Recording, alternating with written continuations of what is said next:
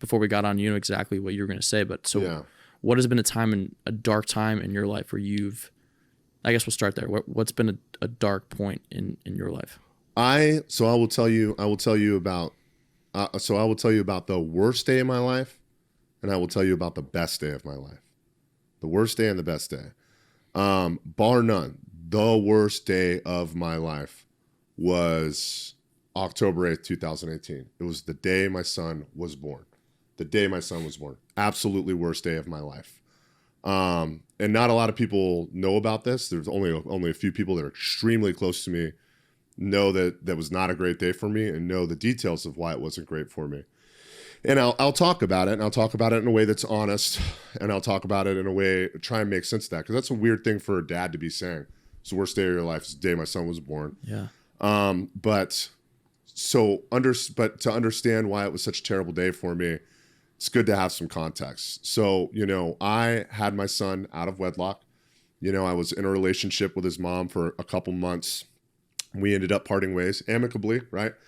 Both of us at the time were successful in our own way, right? My gym was taking off. I had recently bought out my business partner, or was in the process of getting ready to buy out my business partner. We're starting to see some real success, starting to become profitable. I was paying myself. I was making great relationships in the community. I was, getting involved in great events. My son's mom, exact same thing. She had been a huge player in the CrossFit community and was an absolute force to be reckoned with on social media, was an early adopter of Instagram and was like an influencer. And, I think both of us were on a trajectory that was outstanding at the time. And then lo and behold, the two of us ended up having a kid out of wedlock, and the two of us weren't together at the time. I remember she had called me up. It was the day after Gasparilla in Tampa, which is this like big pirate parade where everybody gets shit-faced on Bayshore Boulevard, which is this long stretch of sidewalk/road that's on the bay. It's beautiful, and they drive pirate ships around, and everybody's out there shooting cannons and drinking in public and all this kind of great stuff. Yeah. And so the next day I was violently hungover, and she FaceTimed me, and she was like, "Hey, I just want to let you know, I'm pregnant and I plan on having this kid. Do you want me to be involved?" And I was like, "Yeah, 100%. Fast forward a little bit, she ended up moving from where she was living at the time to Tampa. And our sense was that even though we weren't romantically involved, was one, we needed to figure out how we were going to co-parent this child. Mm-hmm. Seemed like the best bet was for her to be in Tampa at the time. And then two, just to figure out if our relationship was going to look like long term. Right. Obviously we had to establish what it was going to look like to co-parent a child. That means that both of us are going to be involved. And then of course, understanding what our relationship was going to look like was also a big piece of that puzzle, right? Mm-hmm. And I think both of us were curious as to whether or not there was going to be a romantic future for both of us, or whether we were just going to kind of create this partnership between the two of us that looked a lot like a good friendship, while somehow figuring out a way to manage this kid's life between the two of us, right? Right. Yeah. Which is what a lot of co-parents go through. This is a super common issue, right?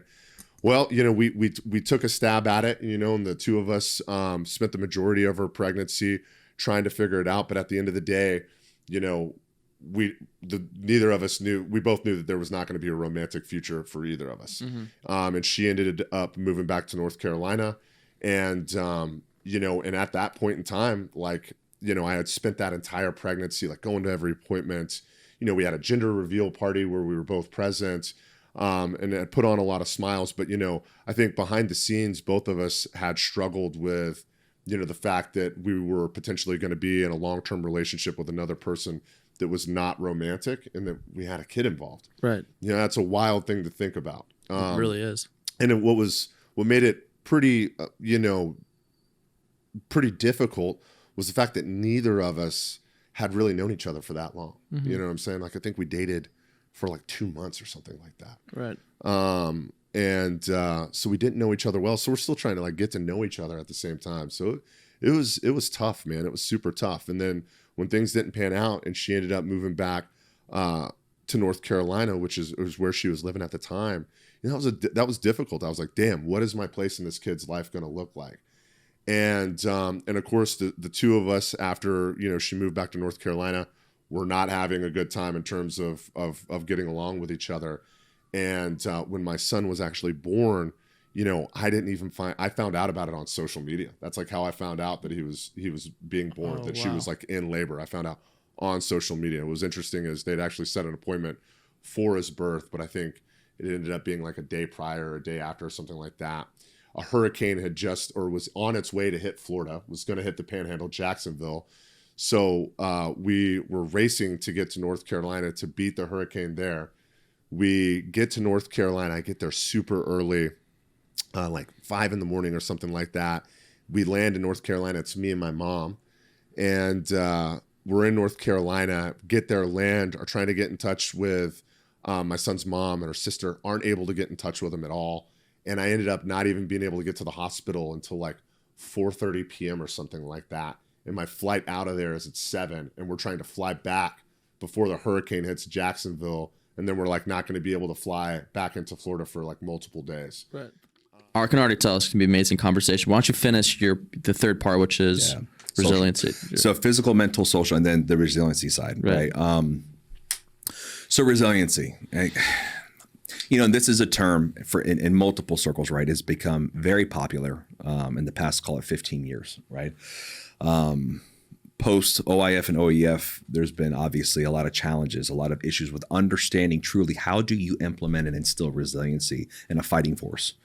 A lot of good theories, right? But at the end of the day, the dependency factor on the other person, right? And what it means, to your point earlier, to have that vulnerability to trust the other person.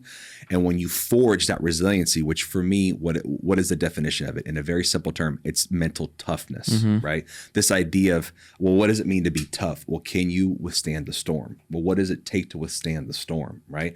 Are you firmly planted? Do you have a strong foundation in your belief systems and who you are? Do you have a strong foundation in the trust to the people to your left and to your right? Do you have a strong foundation for what it is that you know you want to go achieve, right? All of these things that require a massive component, going back to identity management. Who are you?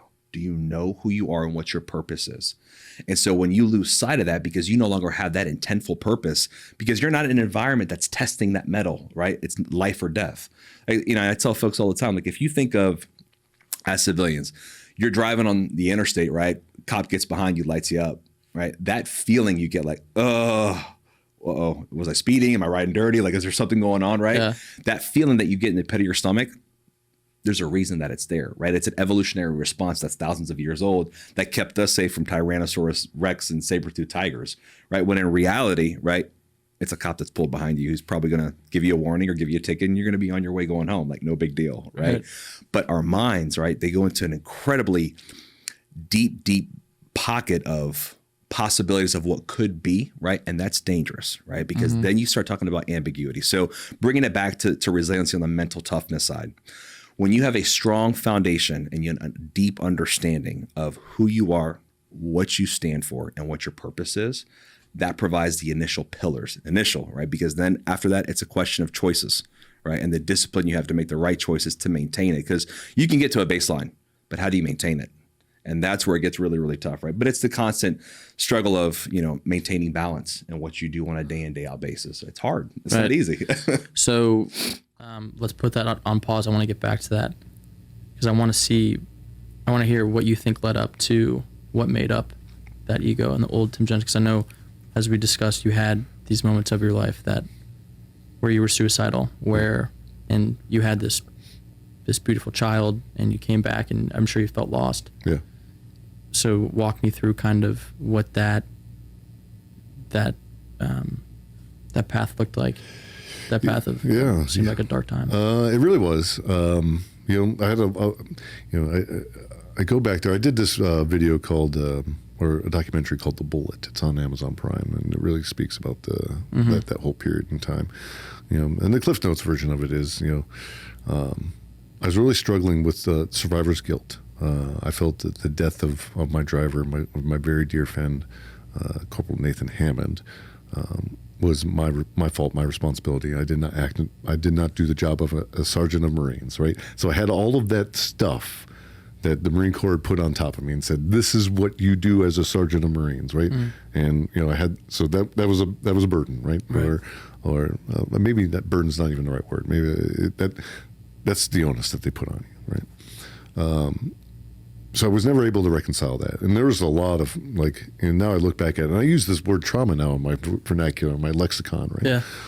And as I think back on that, and there was a lot putting your friend into a bag in several pieces, right? And it's not even recognizable as a human anymore. That has. I don't give a shit who you are, right? You could be the baddest SEAL on the planet, or you could be the best supply private in the Army, right? It's going to have an effect on an individual, right? Especially when you're just having, a conversation with that person not even 5 minutes before about something completely unrelated, and the next thing you know, he's dead from combat, right? But that's the work that we chose,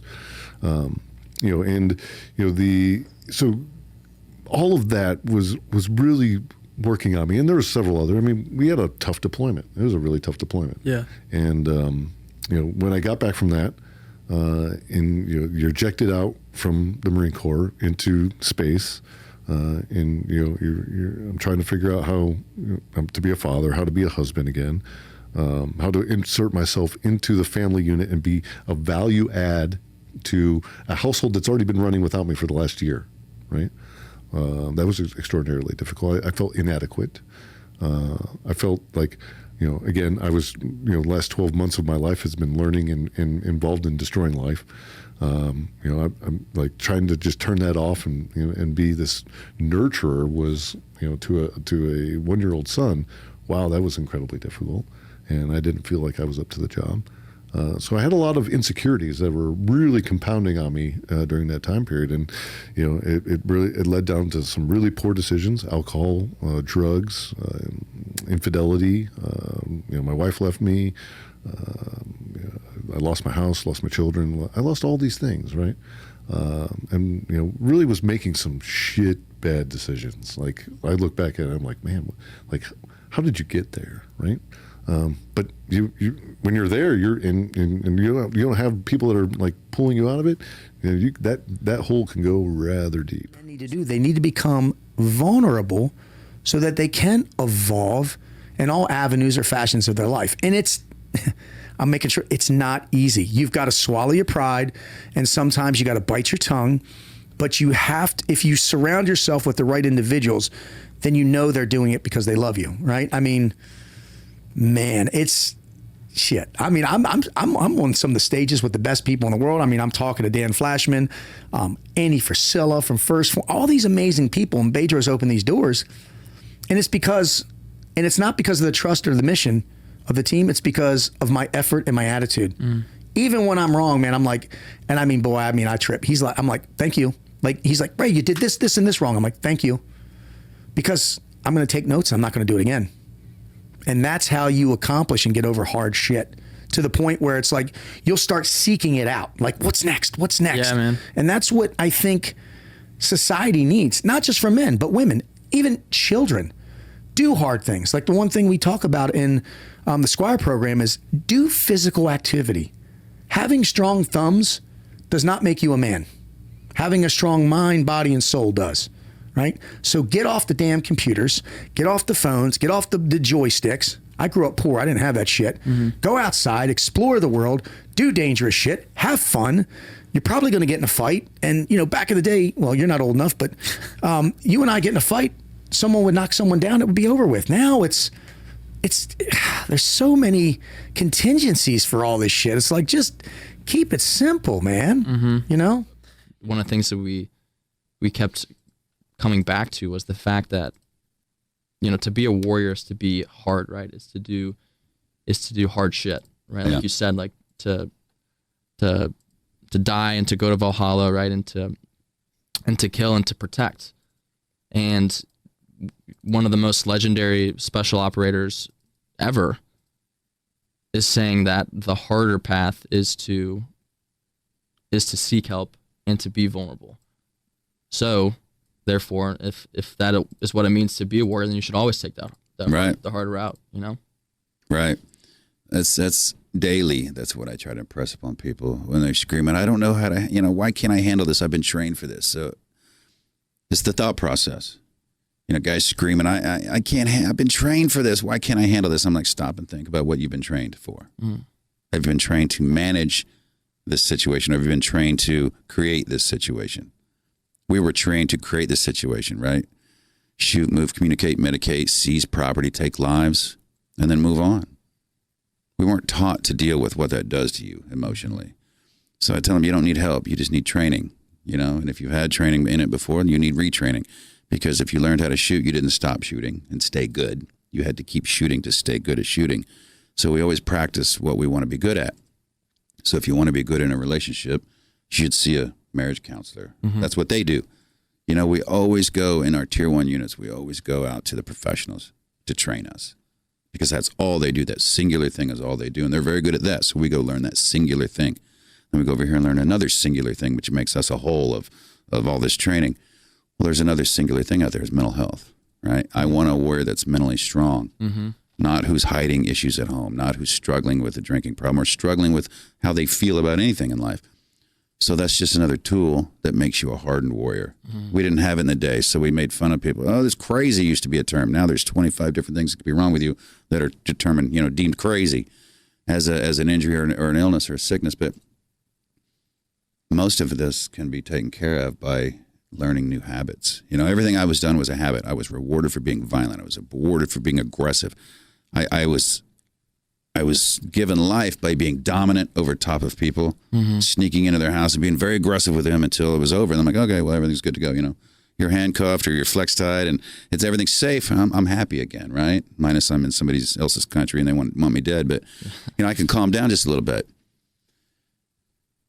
And that's actually where we got the name for our nonprofit. All Secure was the first call sign on a target when everyone can let their guard down a little bit because everyone's detained and the target's been handled.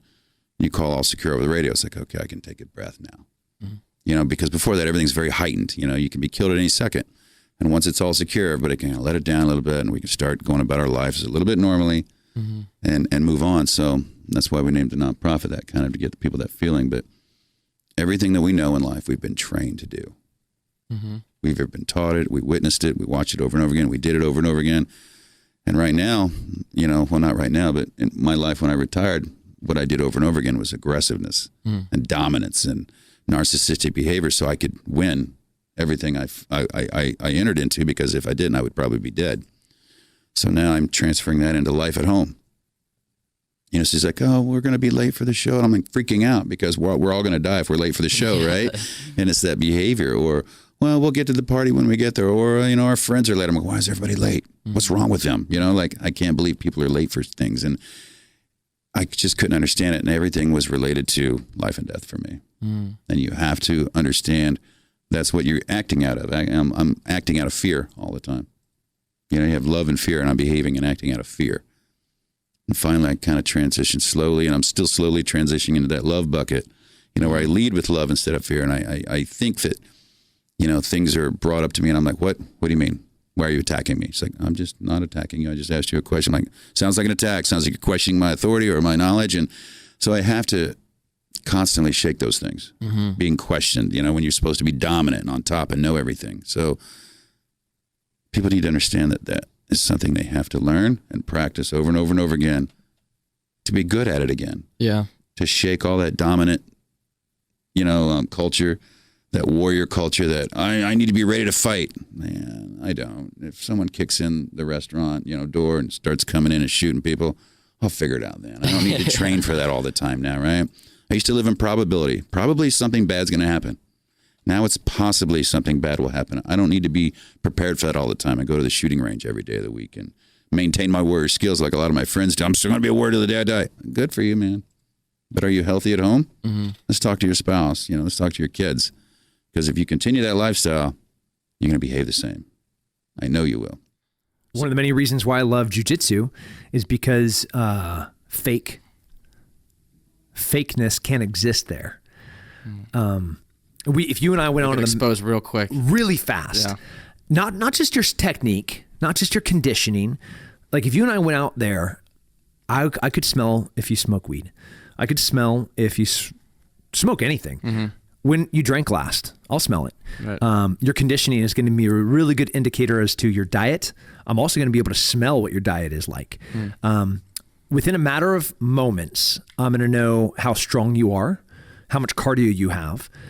But even cooler, I'm going to know how you're going to respond to adversity. Think about that for a second. What kind of intimacy can you have with another human that just by going and doing an activity, how do they perform as an entrepreneur, as an employee, as a husband, as a father? I see somebody like, their face turns red. They have that flash anger. And I was like, oh, if I was your 6-year-old son, would you hit me right now? I just saw that, I know what this is, and that's bullshit. I'm going to burn this out of you, and then that's one of the great things about jujitsu is you are exposed. Absolutely. You have to be vulnerable. You have to be vulnerable. And it's human chess, right? Like I'm getting into jiu-jitsu now, so it's going to be a long, fun journey. I'll ask you for some pointers. But the conversation that we had, you have to have this insane amount of trust with the person that you're rolling with, that they're not going to break your arm, right? When you tap or when you're choking someone out. And that's just when you go to someone and you're asking for help and you're talking about your shit and you're being your real, authentic, vulnerable self. You have to trust that they're not going to, break you with it. Yeah. And I think the study that this doctor's doing, the We Defy Foundation, they are looking at how jiu-jitsu decreases veteran suicide. Oh, we know it does. Yeah. First, I'd say don't give up. Don't give up. The only way you blow it is if you give up. And that's with anything in your life. Don't give up.